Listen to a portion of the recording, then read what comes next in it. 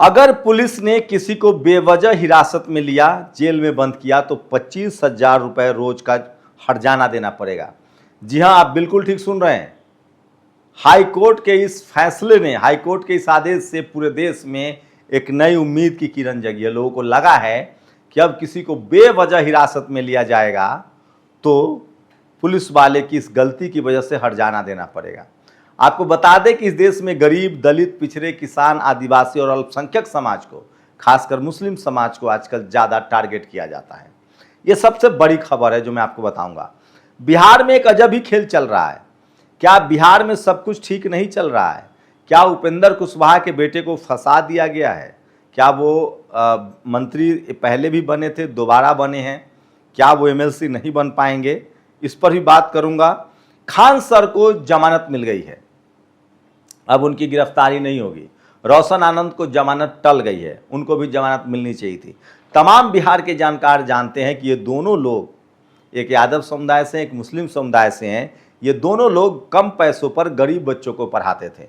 दोनों को लड़ा दिया गया और अब दोनों फंस गए हैं और नुकसान बच्चों का हो रहा है। मैं इस वीडियो में बताऊंगा कैसे बड़े शिक्षा माफिया जो होते हैं उनको इन लोगों ने खत्म किया है। तो इन दोनों को लड़ाने में बड़े शिक्षा माफिया हैं। जैसे सोशल मीडिया जो है वो संस्थागत मीडिया को चैलेंज करता है तो उनके पेट में दर्द होता है, वैसे ही तमाम जो बड़े बड़े जो कोचिंग माफिया थे उनको, चाहे वो खान सर हो या रोशन सर हो, इन लोगों ने डैमेज किया। तो सोचिए कैसे मीडिया का एक बड़ा धारा इनके खिलाफ लग गया था। अंजना ओम कश्यप कोर्ट पहुंची थी कि खान सर समेत तमाम वो वीडियो हटा दिए जाए जिनमें उनकी आलोचना की गई है। कोर्ट ने कहा है कि अभी हड़बड़ी नहीं है, नोटिस देता हूं। और उससे भी बड़ा सवाल, क्या प्रधानमंत्री नरेंद्र मोदी ने नीतीश कुमार, चंद्रबाबू नायडू और चिराग पासवान को एक झटके में निपटा दिया है? क्या अब तमाम वो दल जो चुनाव जीत के आए थे मुस्लिम वोटों से और वो सब अब बीजेपी की मदद कर रहे हैं? कीर्ति झा आजाद ने कहा है कि क्या बीजेपी उन लोगों को भी लेगी जिन पर भ्रष्टाचार के बड़े बड़े आरोप लगे थे? और इंडिया गठबंधन से कम 2 दल फिलहाल दूर हो गए हैं, डीएमके और आम आदमी पार्टी। टीवीके की एंट्री हुई है। क्या होगा इसका आगे इम्पैक्ट? इस पूरे वीडियो को देखिए, तमाम खबरें आपको समझने में मदद मिलेगी। नमस्कार, मैं शंभू कुमार सिंह और आप देख रहे हैं नेशनल दस्तक।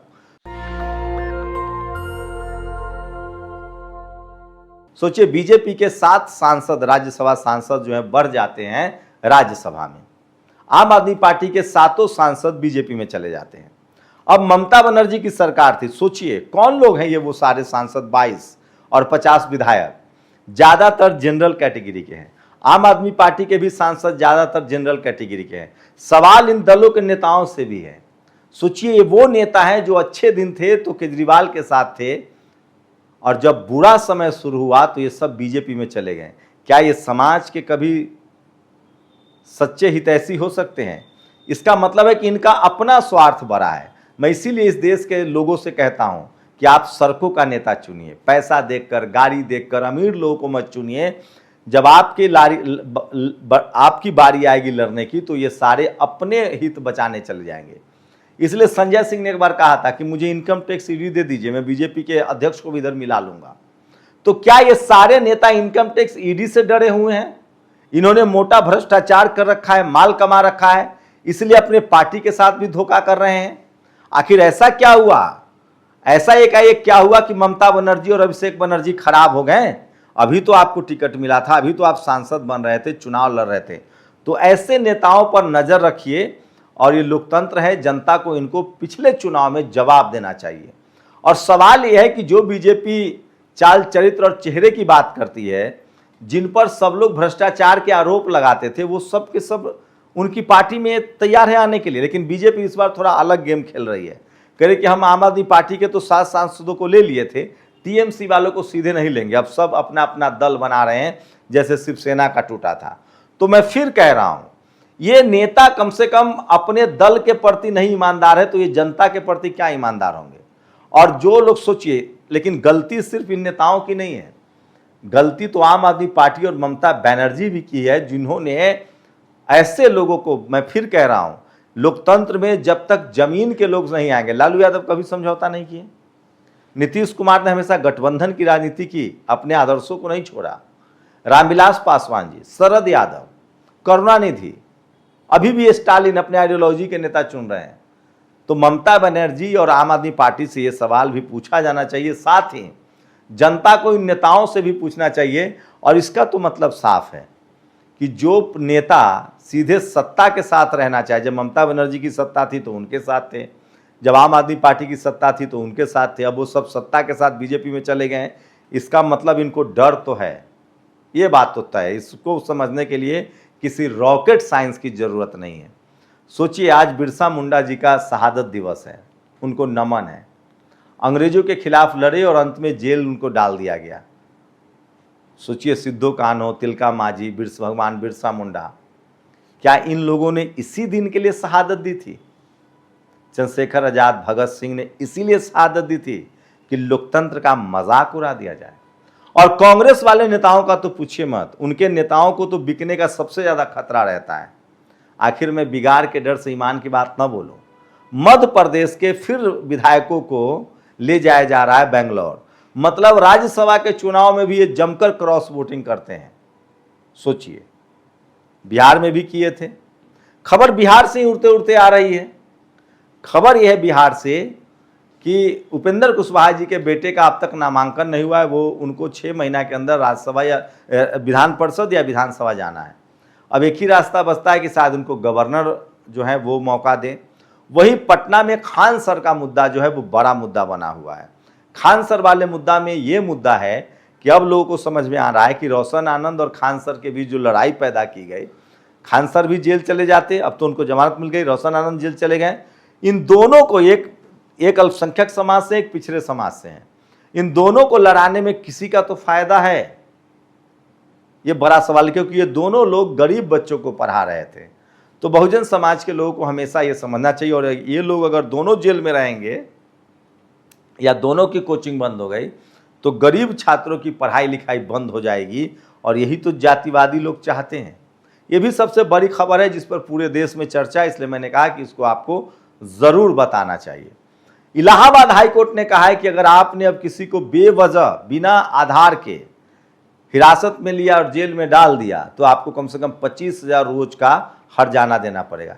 ये एक अच्छा संकेत है। कम से कम चलिए, देर सवेर ही सही, अकाउंटेबिलिटी जरूर तय होनी चाहिए, नहीं तो गरीब को, दलित, पिछड़े, किसान, आदिवासी, अल्पसंख्यकों को जेल में डाल देना बड़ा आसान हो जाता है। तो आप लोग अपनी प्रतिक्रिया जरूर दीजिए। और सवाल यह है कि क्या बीजेपी जो चाल चरित्र और चेहरे की बात करती थी, उन तमाम नेताओं को तुरंत अपने पाले में ले लेती है जिसको वो भ्रष्टाचारी कहती है। इसीलिए बीजेपी पर लोग तंज करते हैं कि बीजेपी जो है वॉशिंग मशीन है, जैसे उसमें कोई नेता जाता है वो धुल के साफ हो जाता है। वही जातिवाद फिर से हावी होने लगा है। शेखर सुमन से आप सहमत होंगे, लेकिन सोचिए, सम्राट चौधरी के पढ़ाई लिखाई पर सवाल उठाना ये कोई लॉजिक नहीं है, तो प्रधानमंत्री पर सवाल उठा दीजिए। और सवाल है कि भारत के लोकतंत्र में ये कहीं नहीं लिखा है कि पढ़ा लिखा ही चुनाव लड़ सकता है। आप सम्राट चौधरी का आकलन उसके काम से कीजिए। मैं फिर कह रहा हूं, वो बीजेपी के मुख्यमंत्री हैं, उसके बावजूद भी दलित पिछड़े होने की वजह से, पिछड़े समाज से आते हैं, उसी तरह की आलोचना की जा रही है जिस तरह के सवाल कभी लालू यादव पर उठाए जाते थे। मतलब दलित पिछड़ा किसी पार्टी में चला जाए वो दलित पिछड़ा ही रहता है। तो उन नेताओं को भी समझना चाहिए। लेकिन मैं फिर कह रहा हूं, सोशल जस्टिस, सामाजिक न्याय जो भी किया है वो दलित पिछड़े ने किया है। तो सम्राट चौधरी के कामों का आप गुना भाग कीजिए, विश्लेषण कीजिए, लेकिन किसी को पर उसकी पढ़ाई लिखाई, उसके फैमिली बैकग्राउंड के लिए तंज करना, यही जातिवाद आता है। एक और तस्वीरें हैं, तब प्रधानमंत्री ने कहा था कि आप विदेश दौरा मत कीजिए। एक सोशल मीडिया पर खूब खबरें तैर रही हैं कि जो कानून मंत्री हैं और जो किरण रिजिजू हैं संसदीय कार्य मंत्री, साथ ही जो चीफ जस्टिस ऑफ इंडिया है, सुने कि 75 से 150 लोग, जिसमें जजेज हैं, बड़े वकील हैं और केंद्र के मंत्री हैं, वो सब लंदन गए हैं बैडमिंटन खेलने। मौसम वहाँ अच्छा है। प्रधानमंत्री ने कहा था कि आप लोग विदेश दौरा मत कीजिए। तो ये सारी बड़ी खबरें, मेरी कोशिश होती है कि वो तमाम खबरें जो आपके लिए ज़्यादा ज़रूरी है आप तक पहुँचाई जाए। और मैं इसलिए कह रहा हूँ कि सोशल मीडिया ही सच्चा मीडिया है, सोशल मीडिया ही बहुजन मीडिया है। इलाहाबाद हाईकोर्ट का ऐतिहासिक फैसला। इलाहाबाद हाईकोर्ट के इस फैसले से शांति भंग के निर्दोष में जेल भेजने वाले पुलिस अफसरों पर गाज गिरेगी। अवैध हिरासत में 25,000 रुपये प्रतिदिन मुआवजा जो है वो दोषी पुलिस अधिकारियों से वसूला जाएगा। और आज स्वतंत्रता सेनानी भगवान बिरसा मुंडा जी का शहादत दिवस है। पूरी दुनिया उन्हें नमन कर रही है, पूरी दुनिया कह रहा हूं मैं। ये है अखिलेश यादव ने भाजपा सरकार के मंत्रियों का ये मान मर्दन सुनने में कटु लगे जैसे मुख वचन। सोचिए, ये शख्स घोर जातिवादी है, करनी सेना का प्रमुख बताता है। ये बीजेपी के एक मंत्री राजभर समाज को भी ऐसी तैसी कर रहा है और नेता मंत्री को भी कर। सोचिए, जब ओपी राजभर मंत्री हैं तब उनके साथ इस तरह के बर्ताव हो रहे हैं, जब वो आम आदमी के साथ क्या हो सकता होगा। तो ये तमाम बड़ी खबरें हैं जो सोशल मीडिया पर वायरल है, और सोशल मीडिया ही सच्चा मीडिया है, सोशल मीडिया ही बहुजन मीडिया है। तो इन तमाम बड़ी खबरों पर आपकी क्या प्रतिक्रिया, अपनी राय जरूर दीजिए। शुक्रिया। नेशनल दस्तक की आपसे गुजारिश है कि अगर इसको बचाना चाहते हैं तो नेशनल दस्तक को सब्सक्राइब करने के लिए रेड कलर के सब्सक्राइब बटन को दबाएं, फिर बेल आइकन की घंटी दबाएं। नेशनल दस्तक को बचाने के लिए बहुत जरूरी है कि हर खबर को शेयर करें, लाइक करें, कमेंट जरूर करें।